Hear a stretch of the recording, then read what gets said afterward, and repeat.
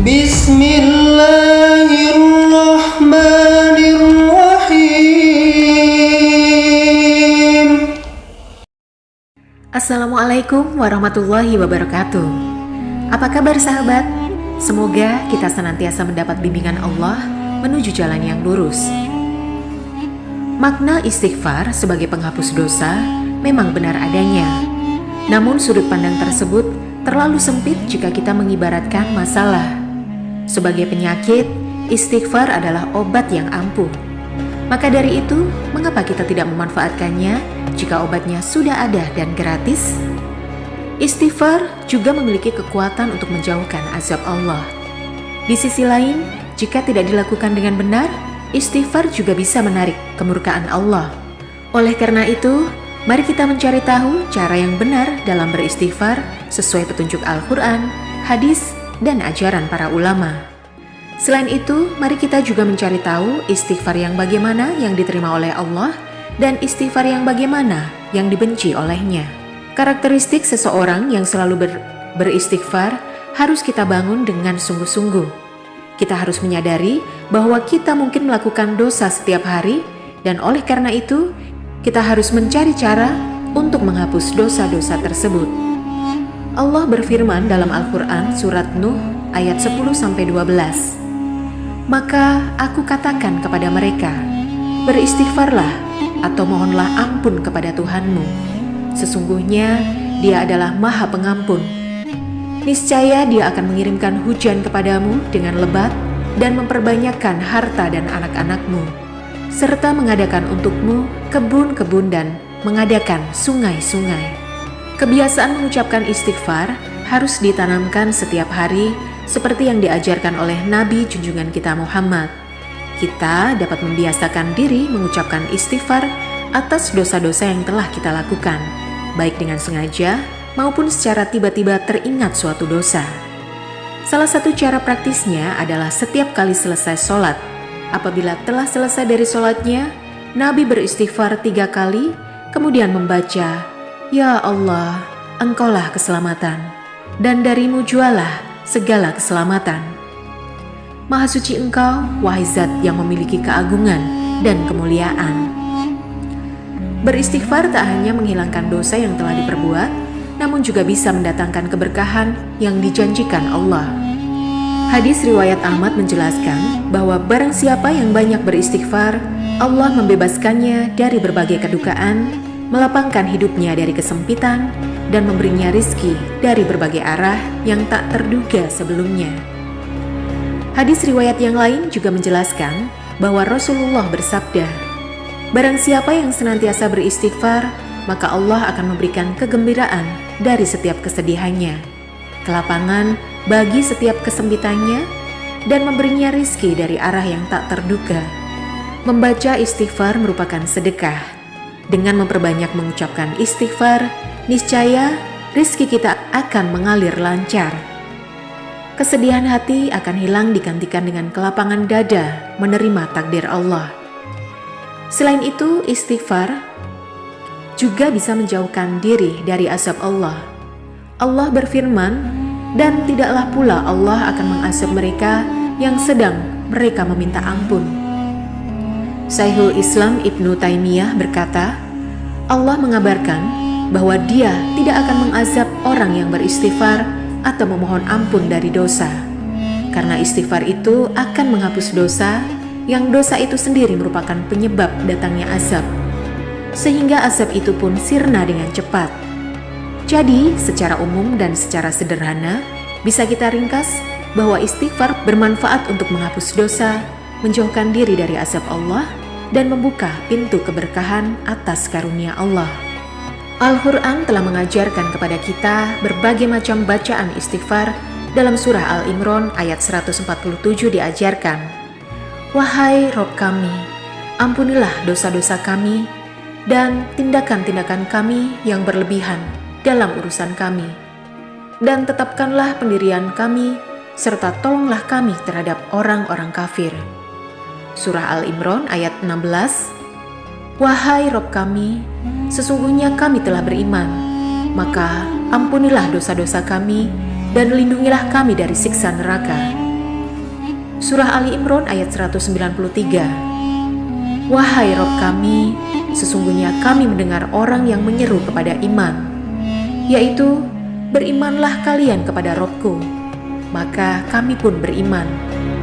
Wahai Rob kami, ampunilah dosa-dosa kami, dan hapuskanlah kesalahan-kesalahan kami, dan wafatkanlah kami beserta orang-orang yang berbakti. Surah Al-Mu'minun ayat 109. Wahai Rob kami, sungguh kami telah beriman, maka ampunilah kami dan berilah kami rahmat. Engkau adalah pemberi rahmat yang terbaik. Surat At-Tahrim ayat 8. Wahai Rob kami, sempurnakanlah untuk kami cahaya kami dan ampunilah kami. Sungguh Engkau Maha Kuasa atas segala sesuatu. Selain istighfar yang termaktub di dalam Al-Quran, berikut ini beberapa istighfar yang disebutkan dalam hadis. Ya Allah, Engkau adalah Robku. Tidak ada sesembahan yang jahat diibadahi dengan benar selain Engkau. Engkau yang menciptakan aku, dan aku adalah hamba-Mu. Aku menetapi perjanjian-Mu dan janji-Mu sesuai dengan kemampuanku. Aku berlindung kepadamu dari keburukan perbuatanku. Aku mengakui nikmat-Mu kepadaku, dan aku mengakui dosaku kepadamu. Maka ampunilah aku, sebab tidak ada yang dapat mengampuni dosa selain Engkau. Ini merupakan redaksi istighfar yang paling istimewa, biasa disebut dengan Sayyidul Istighfar.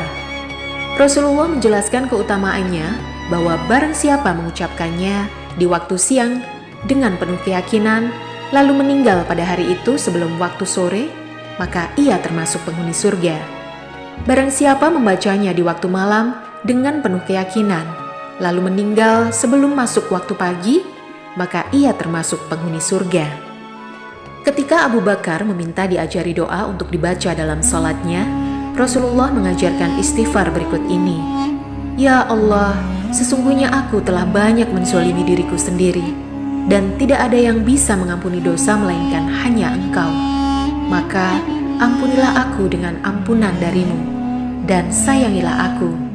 Sesungguhnya Engkau Maha Pengampun, lagi Maha Penyayang. Dari berbagai redaksi tersebut, istighfar digandengkan dengan permohonan taubat. Ibnu Qayyim dalam kitab Madarijus Salihin menjelaskan bahwa jika istighfar disebutkan secara bersamaan dengan taubat, maka yang dimaksud dari istighfar adalah meminta perlindungan dari keburukan dosa yang telah terjadi. Sedangkan taubat adalah kembali dan meminta perlindungan dari keburukan yang dikhawatirkan terjadi di masa yang akan datang berupa kejelekan amal yang ia perbuat. Maka istighfar merupakan upaya menghilangkan keburukan, sedangkan taubat adalah meminta adanya manfaat atau kebaikan. Ampunan akan melindungi diri kita dari keburukan dosa yang telah terjadi, sementara taubat dilakukan setelah adanya perlindungan. Dengan demikian, terwujudlah apa yang kita cintai atau harapkan berupa maslahat atau kebaikan. Beristighfar memang bisa dilakukan kapan saja, namun ada waktu yang paling utama yang bisa kita jadikan kebiasaan sehari-hari, yaitu waktu sahur. Menurut kesepakatan para ulama, waktu sahur adalah di sepertiga akhir malam, di mana waktu ini adalah waktu terbaik untuk membaca istighfar. Allah Ta'ala berfirman, mereka hanya sedikit tidur pada waktu malam dan pada waktu sahur. Kebiasaan mereka memohon ampun kepada Allah. Dahulu kebiasaan Abdullah bin Umar adalah melaksanakan sholat malam dengan memperpanjang berdirinya. Ketika waktu sahur tiba, beliau berhenti membaca Al-Quran dan mulai istighfar. Sejatinya seorang hamba dianjurkan untuk banyak beristighfar kapan saja. Al-Hasan Al-Basri menjelaskan, perbanyaklah istighfar di rumah kalian, di meja makan kalian, di jalan-jalan kalian, di pasar kalian, dan di majelis-majelis kalian. Sesungguhnya kalian tidak tahu kapan ampunan Allah akan turun. Oleh karena itu, istighfar disyariatkan untuk dibaca kapan saja. Namun hukumnya menjadi wajib ketika kita melakukan perbuatan dosa, dan hukumnya sunnah setelah kita selesai melakukan amal saleh. Fungsinya adalah untuk menyempurnakan menyempurnakan berbagai kekurangan yang ada di dalamnya. Namun perlu diketahui bahwa ada beberapa jenis orang yang ketika mereka beristighfar, istighfar mereka akan ditolak oleh Allah. Meskipun mereka berusaha membaca istighfar sebanyak mungkin, tetap saja ditolak. Sudah banyak yang mengetahui bahwa istighfar adalah tindakan memohon ampunan kepada Allah atas dosa-dosa yang telah kita lakukan. Namun dalam beberapa kasus, istighfar yang dilakukan dengan cara yang tidak benar atau yang tidak pantas malah mengundang kemurkaan Allah. Salah satu istighfar yang dibenci Allah adalah istighfar yang diucapkan ketika hatinya masih berbuat fajir. Yahya bin Mu'adz berkata, berapa banyak orang yang beristighfar yang dimurkai, dan orang yang diam yang dirahmati. Yang ini beristighfar dalam keadaan hatinya berbuat fajir, dan yang lain diam dalam keadaan hatinya berzikir. Yang dimaksud dalam keadaan hatinya berbuat fajir adalah hati yang menyimpang dari kebenaran, seperti seseorang yang tetap meniatkan dalam hati untuk berbuat dosa setelah beristighfar, atau beristighfar dengan disertai niat riak dan yang semisalnya. Imam Al-Ghazali dalam kitab Mukasyfatul Qulub menyebutkan orang fasik terbagi atas dua jenis, yaitu fasik kafir dan fasik fajir. Orang fasik kafir adalah mereka tidak beriman kepada Allah dan Rasul, sementara fasik fajir adalah mereka meminum khamar, mengkonsumsi makanan yang diharamkan, berzina, mendurhakai perintah Allah, dan lainnya. Keluar dari jalan ibadah, masuk ke dalam kemaksiatan. Tetapi mereka tidak menyekutukan Allah. Fasik fajir umumnya berasal dari dorongan nafsu syahwat. Walaupun orang fajir masih bisa mendapatkan ampunan dari Allah, namun istighfar mereka bisa saja tertolak karena tetap melakukan hal-hal yang dibenci Allah. Kemudian seseorang yang memiliki selingkuhan atau berzina akan dibenci oleh Allah, meskipun ia telah beristighfar. Setelah orang tersebut selesai berzina dengan selingkuhannya, kemudian ia teringat dan mempertimbangkan untuk beristighfar. Istighfar yang dilakukannya tidak akan diterima oleh Allah. Zina merupakan dosa besar, dan cara bertaubatnya tidak cukup hanya dengan beristighfar. Hal ini dijelaskan dengan jelas oleh Allah dalam surat An-Nur ayat 2. Pezina perempuan dan laki-laki hendaklah dicambuk 100 kali, dan janganlah mereka belas kasihan kepada keduanya sehingga mencegah kamu dalam menjalankan hukum Allah, jika kamu beriman kepada Allah dan hari akhir. Dan hendaklah dalam menjatuhkan sanksi mereka disaksikan oleh sekumpulan orang-orang yang beriman. Dari sini sudah jelas mengapa pezina akan ditolak istighfarnya, dan Allah akan semakin membencinya jika perzinahan terus dilakukan setelah membaca istighfar, karena seolah-olah mempermainkan Allah. Hal ini seperti yang dilakukan iblis.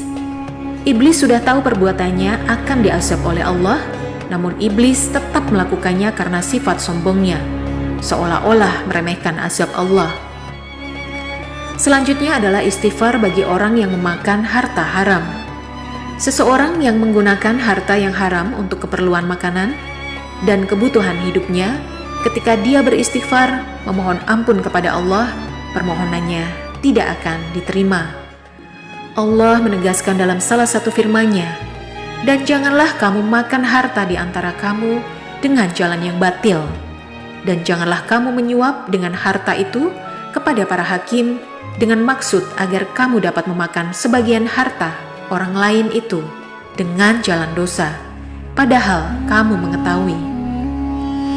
Harta haram secara sederhana bisa kita maknai dengan suatu harta yang sejatinya bukan hak kita.